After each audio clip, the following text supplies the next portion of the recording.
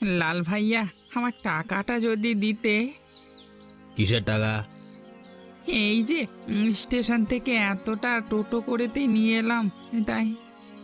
তার জন্য তুই টাকা নিবি?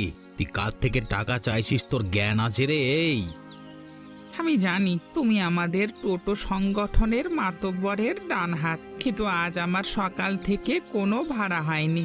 টাকাটা খুব দরকার ছিল। ভাড়া হয়নি সেসব আমি জেনে কি করব?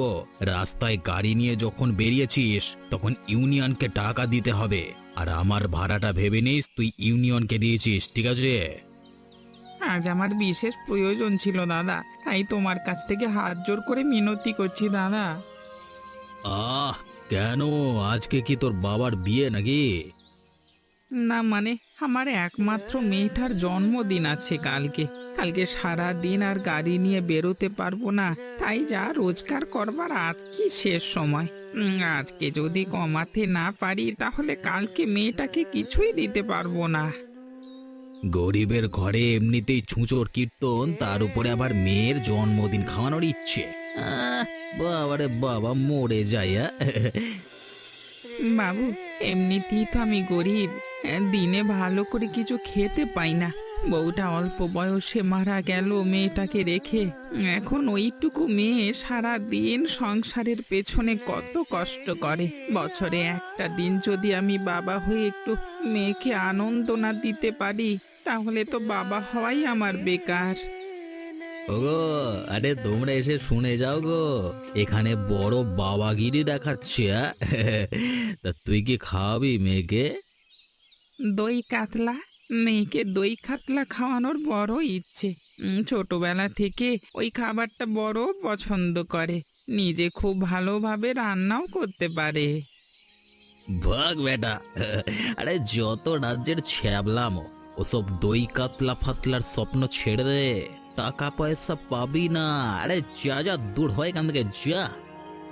বাবু, পায়ে পড়ছি বাবু, টাকাটা মারবেন না বাবু। এই শোন, এতক্ষণ ভালোভাবে কথা বলছি বলে মাথায় উঠে যাস না। আমাদের দোয়ায় তোরা খেয়ে পড়ে বেঁচে আছিস, 1 টাকাও নেব না, ভাগ। আমাকে মারছেন কেন বাবু? আমি কি ভুল ত্রুটি করেছি বাবু? মাতব্বরের কাছে নালিশ করবো আমি, কিন্তু বলে দিলাম বাবা।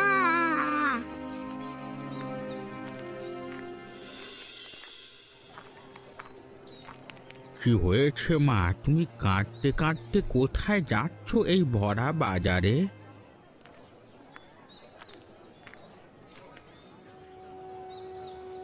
তবু ভালো জেঠু, আপনি আমায় লক্ষ্য করেছেন। এত লোক তো কেউ মুখ তুলেও তাকাচ্ছে না। কি হয়েছে মা তোমার? এরা সব মাতব্বর হয়ে উঠেছে। আর বলবেন না, সংসারে অভাব তাই গেছিলাম টাকা চাইতে। আমার ঘর নিয়ে নিতে চায়, এত বড় সাহস! আজকাল সমীর টোটোওয়ালাদের দাদা হয়ে উঠেছে। কি করবে বলো? আরে এক্ষুনি তো দেখছিলাম ভরা বাজারে হরনাথের সাথে সমীরের ডান হাত এই মস্তান লাল ভাইয়ের ঝামেলা হচ্ছিল। ঠিন ঠিন গ্রামটাকে এরা উচ্ছন্নায় পাঠিয়ে দেবে। যাই হোক মা, তুমি সাবধানে যাও। হ্যাঁ জেঠু, দেখি এই গ্রামে একজনই তো আছে আমায় সাহায্য করার জন্য। হরদাদার মেয়ে রিনা।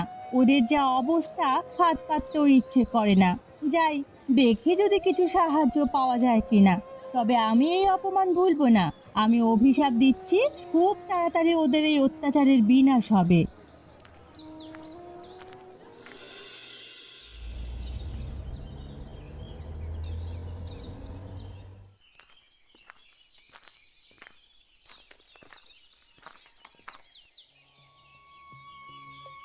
কি হয়েছে রে? এই ভর দুপুর বেলা এরকম মুখ লটকে এসেছিস কেন? বাবু, এত বছর টোটো চালাচ্ছি কিন্তু এরকম অপমানিত কোনোদিন হয়নি বাবু। আজকে বড় খারাপ লেগেছে আমার বাবু। আরে কে আবার তোর মতো মহারাজকে অপমান করলো শুনে? আপনার দলের লোক লাল ভাইয়া। আমি তাকে স্টেশন থেকে এনে বাজার পর্যন্ত ছাড়লাম। তারপর টাকা চাইতে আমাকে টাকা তো দিলই না, উল্টে অপমান করে মাথায় দুঘা মেরে বাজার শুদ্ধ লোকের সামনে অপমান করে চলে গেল।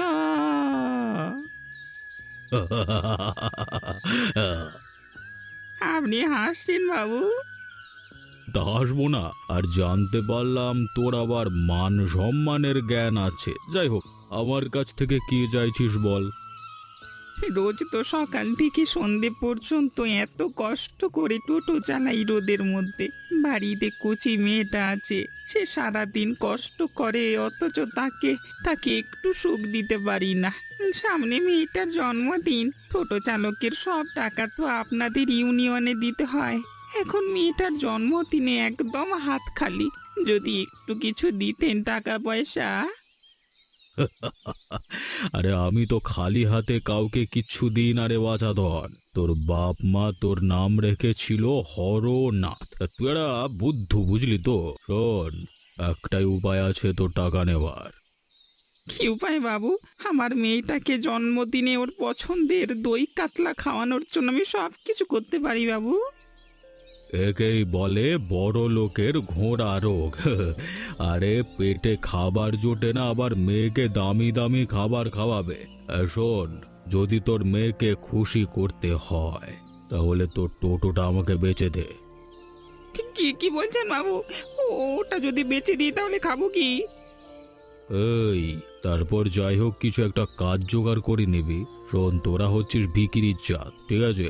রাস্তার ধারে কোথাও একটা বসে যাবি, হয়ে গেল ব্যাস। এখন ভেবে দেখ, মেয়েকে সুখী করবি না ওই টিনের বাক্সটাকে আঁকড়ে থাকবি, বল। ঠিক আছে বাবু, আপনি যা বলছেন তাই হবে। এই নিন চাবি। এই নে টাকা, নিয়ে যা। মেয়ের সাথে মজা করে দই কাতলা খা। আরে ভাগ ভাগ, এসেছিল আমার লোকের নামে আমার কাছে নালিশ করতে, যত সব।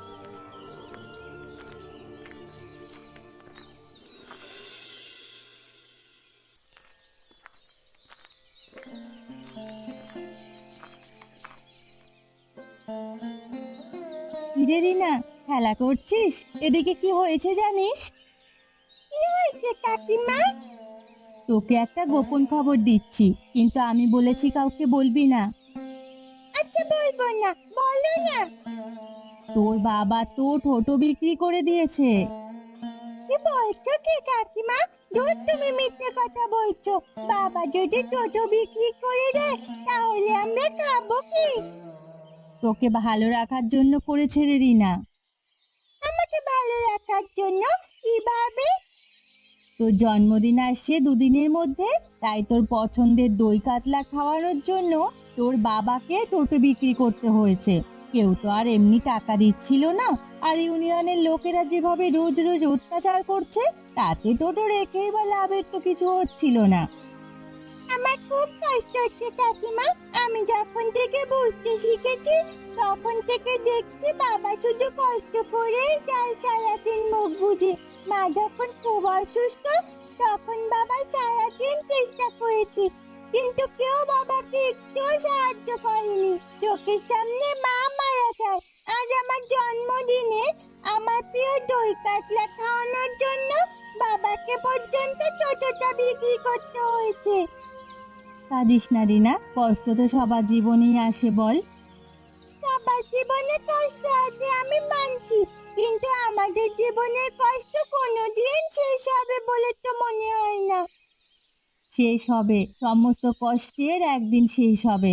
শুধু ধৈর্য ধরতে হবে তোকে। কিন্তু এখন এরপর কি হবে? আমি সব জানি। ওরা তো সুযোগ বুঝে চালাকি করে বাবার গাড়িটা নিয়ে নিল। এখন এরপর কি করবে বাবা? আমাদের কি না খেয়ে থাকতে হবে? এমনিতেই তো কত অভাবের মধ্যে থাকি আমরা। তোর বাবা যখন কিছু একটা করেছে তখন ভাবনা চিন্তা করেই করেছে। তবে তুই কিন্তু তোর বাবাকে কখনো কষ্ট দিস না। কোনোদিন দেব না, বিশ্বাস করো। কোনোদিন যদি আমি বড় হয়ে মানুষের মতো মানুষ হতে পারি তাহলে বাবাকে সারা জীবন ভালো রাখবো। আর আমি বিশ্বাস করি যারা এই শয়তানিটা করলো তাদের শাস্তি হবে। তুই ঘরে যা, তোর বাবার সাথে থাক। আনন্দের দিনটা আনন্দ করেই কাটা, তারপর দেখা যাবে। যা হবার তা তো হবেই, বল। কপালে যা আছে তা তো পরিবর্তন করতে পারবি না। আমাদের মতো গরিব মানুষের নিয়তি ছাড়া আর কি আছে বলতো?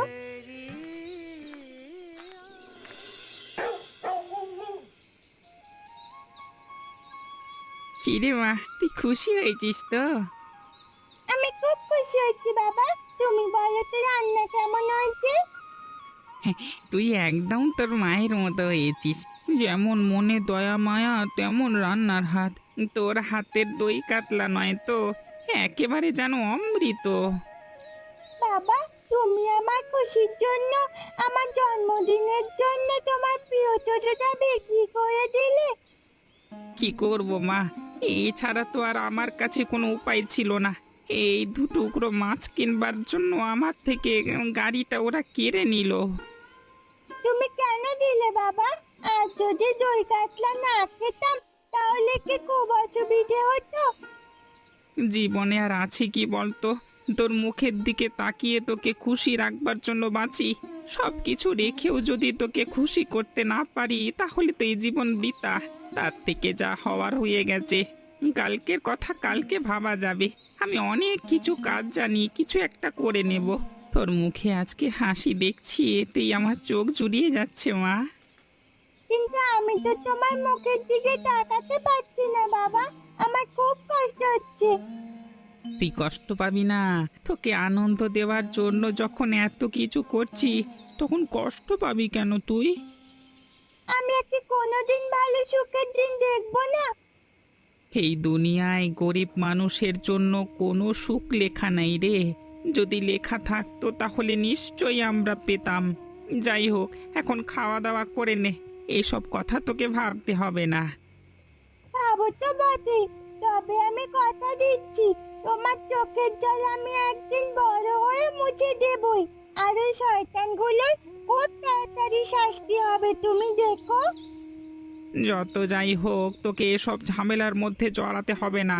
ওরা খুব বাজে লোক, ওরা ক্ষমতার লোভে অন্ধ হয়ে গেছে। চল এখন খাওয়া দাওয়া করে নি। হ্যাঁ বাবা, চলো।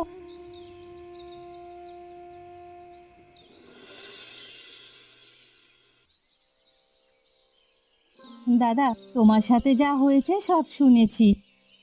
শুনে আমার কি হবে? যা ক্ষতি হওয়ার তো হয়েই গেল। আর তোমার কথাও তো সব জানি।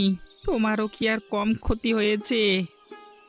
বরটা আমার মারা গেল গাড়ি চাপা পড়ে। সরকারের সব টাকা ওরা খেয়ে নিল। সেদিন অভাবের মধ্যে আমি টাকা চাইতে গিয়ে সাহায্য পেলাম না, উল্টে বলে কিনা ঘর থেকে চলে যেতে। রতন বড় ভালো লোক ছিল। সাধারণ মানুষের উপর এদের অত্যাচার যে কবে কমবে? সেদিন কোথাও কিছু কুল কিনারা না পেয়ে তোমার মায়ের কাছে গেলাম। বিশ্বাস করবে না, তোমাদের নিজেদের অভাব, তার মধ্যেও আমাকে যতটা পারলো সাহায্য করলো।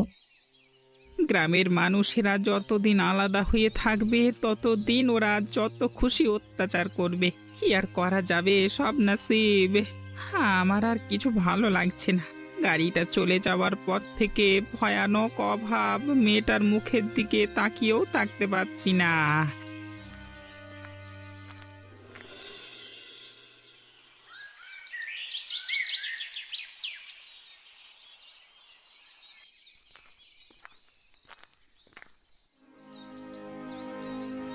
কি রে রিনা, কিছু কিনবি নাকি? ঘরে তো খাবার কিছু নেই, কেনারও সামর্থ্য নেই আমাদের। কেন রে, কিছু হয়েছে? জানো দাদু, এমনিতে আমাদের অবস্থা খারাপ ছিল, তার উপরে আমরা আরো গরিব হয়ে গেছি। কেন, কি হয়েছে? বাবা তো বিক্রি করে দিয়েছে। কি বলছিস রে? ওই জন্যই দেখছি কয়েকদিন ধরে তোর বাবা গাড়ি না চালিয়ে এদিক ওদিক ঘুরে বেড়াচ্ছে। কিন্তু এসব কেন করলো?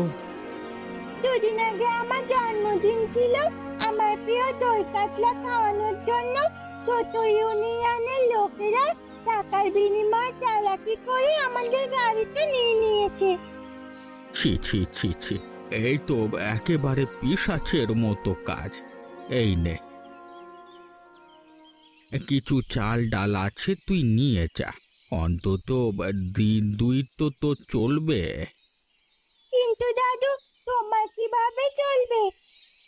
ওরে পাগলি, আমার কথা ভাবতে হবে না।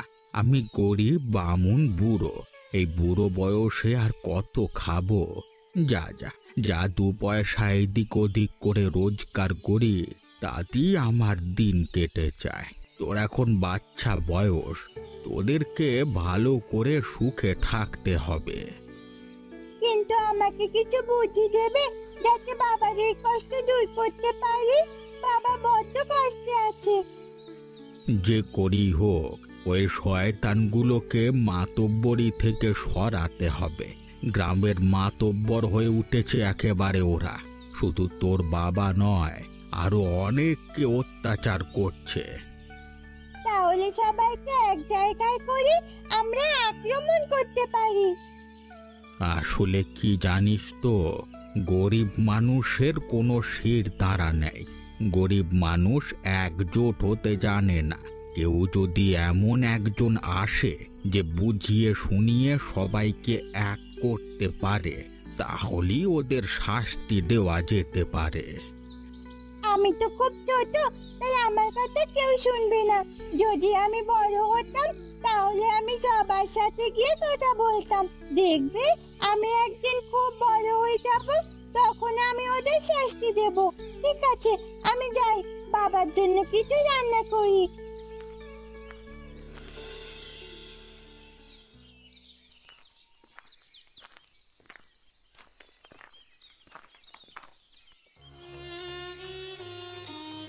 বাবু, আমাকে 2 টাকা দিয়ে সাহায্য করবেন বাবু?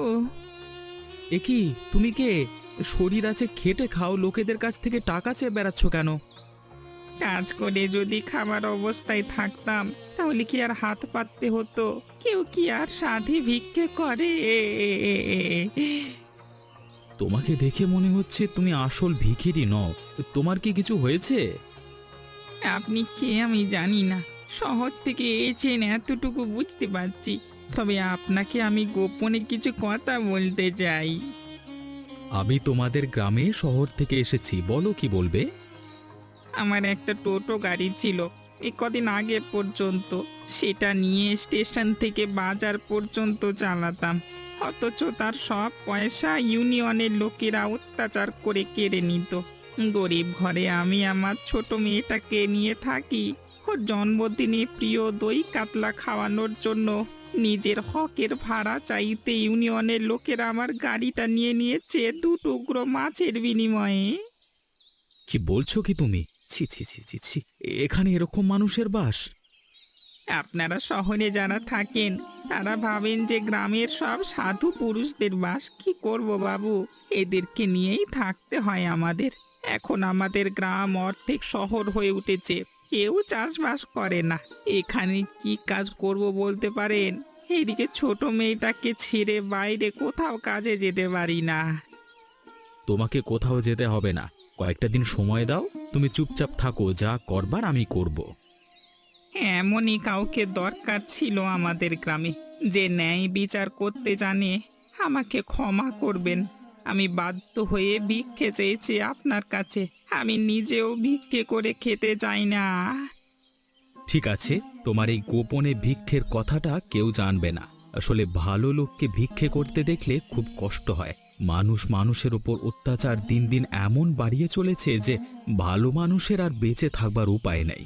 চলো দেখি, তোমার সাথে হেঁটে একটু তোমাদের জায়গাটা দেখে নিই।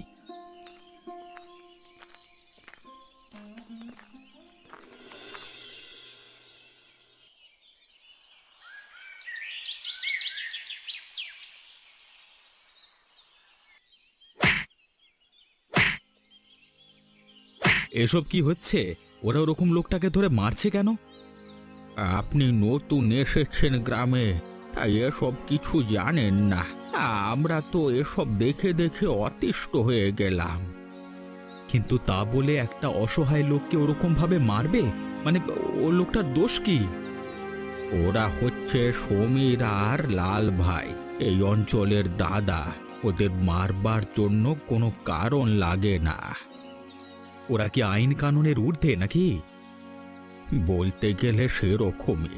নামি ইউনিয়ন চালায়, ইউনিয়নের আড়ালে যত খারাপ কাজ আছে সব করে।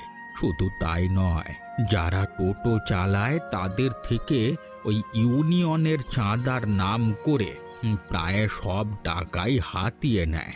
লোকেরা কষ্ট করে গাড়ি চালায় আর তাদের টাকায় মজা করে ওরা, আর যারা কাজ করে তারা খেতে পায় না। এই গ্রামের লোক প্রতিবাদ করে না? সবাই ভেতরে ভেতরে রাগে ফুঁসছে, কিন্তু সামনে কিচ্ছু করবার সাহস নেই। এত লোক গ্রামে, সবাই যদি একজোট হয়ে একটা একটা করে হাত লাগায় তাহলে তো দুজনে শেষ হয়ে যায়। বলতে সহজ, কিন্তু বিড়ালের গলায় ঘন্টাটা বাঁধবে কে?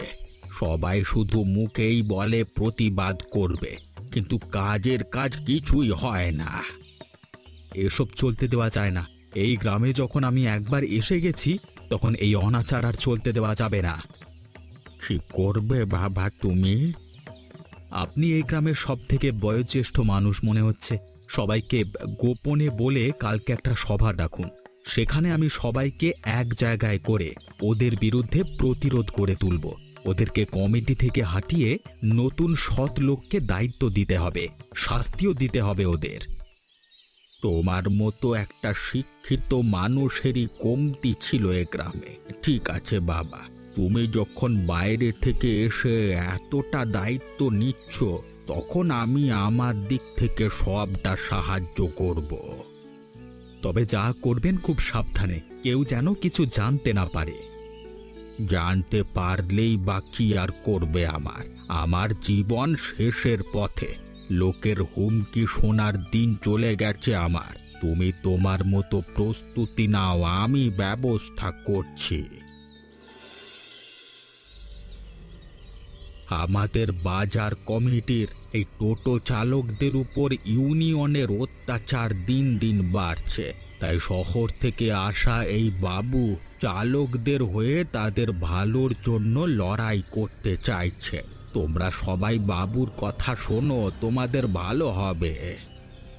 অত্যাচারে আমাদের জীবন অতিষ্ঠ হয়ে উঠেছে, আমাদের বাঁচার রাস্তা দেখান বাবু।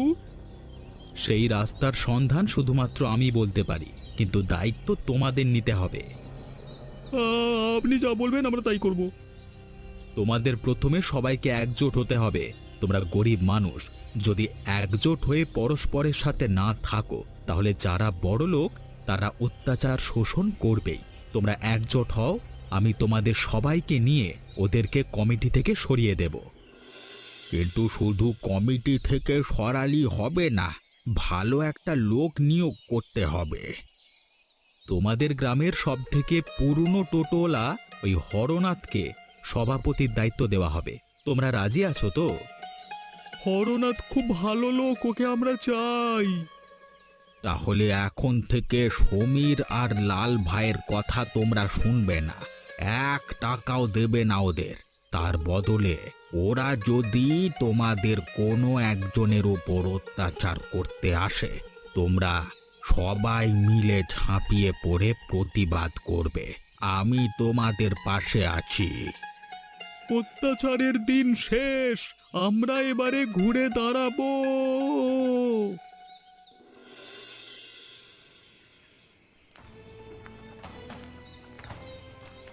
আরে দাঁড়া দাঁড়া ভাই, কোথায় যাচ্ছিস?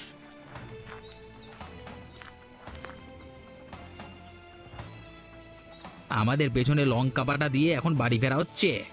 এই মেয়ের কাছে যাবি তাই না, দই কাতলা খেতে? হ্যাঁ, বাইরে থেকে একটা ছেলে ধরে এনে তাকে লেলিয়ে দিয়ে গ্রামের মাতব্বর হয়ে উঠতে চাস কিরে? এই আমি কোনোদিনই ক্ষমতা চাইনি, যা সিদ্ধান্ত নেওয়ার তা গ্রামবাসী টোটো চালকেরা নেবে। বড় সৎ মানুষ তুই, যতটা ভালো দেখাস নিজেকে ততটা ভালো তুই নয়। তোর নেতৃত্বই হচ্ছে সব, সেই জন্যই এখন সবাই আমাদের ছেড়ে তোকে দলের মাথা করতে চায়। রে এত কিছু বলবার দরকার কি? যেটা করতে যে সেটা করলেই তো হয়। কি করবে তোমরা আমার সাথে? আমাকে ছেড়ে দাও, বাড়িতে আমার মেয়েটা একা আছে, ছেড়ে দাও। ওসব কথা আমার পেছনে লাগবার আগে ভাবা উচিত ছিল তোর। মার বেটাকে। বাঁচাও, ওই কে কোথায় আছো? বাঁচাও, মেরে ফেলো, বাঁচাও। এই কেউ আসছে বলে মনে হচ্ছে ওদিক থেকে। আপাতত যা দেওয়া হয়েছে তাতেই শিক্ষা হবে মনে হচ্ছে। চল পালিয়ে যায়।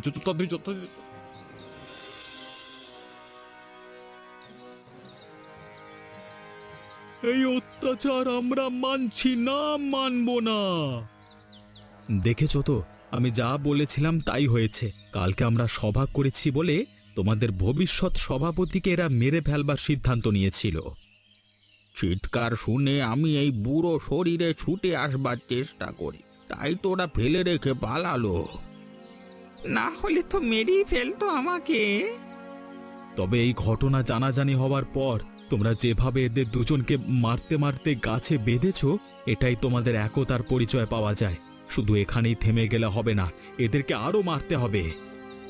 বেরো না, আমি সব ধান্দা ছেড়ে দেবো। সব ইউনিয়ন বাজি আমি করবো না ওরে বাবা, আমি ছেড়ে চলে যাবো সব কিছুর মূলে সবির আছে। আমি আমি আমি শুধু ওর কাজ করছি। এখন লজ্জা করা, এসব দোষ আমার উপর চাপিয়ে দিতে লজ্জা করছে না? ওগো ওগো, তোমাদের কাছে আমি ক্ষমা চাইছি, আর কোনো ক্ষমতা আমার চাই না। এখন দয়া করে আমাদের যেতে দাও গ্রাম থেকে ওরে বাবা। ঠিক আছে, বিচারে এটাই ঠিক হলো যে এই শয়তান দুজন গ্রাম ছেড়ে চলে যাবে এখনই। আর সকলের সামনে টোটো ইউনিয়নের নতুন সভাপতি হবে হরনাথ। হরনাথের জয় হোক। আরে এখন থেকে আমাদের বাজার কমিটি ভালো করে চলবে, আর কারোর অত্যাচার সহ্য করতে হবে না আমাদের।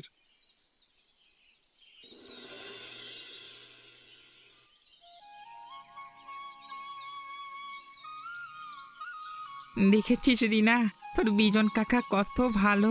তুই দই কাতলা খেতে ভালোবাসিস বলে তোর জন্য আজকে বিশেষ করে দই কাতলা এনেছি।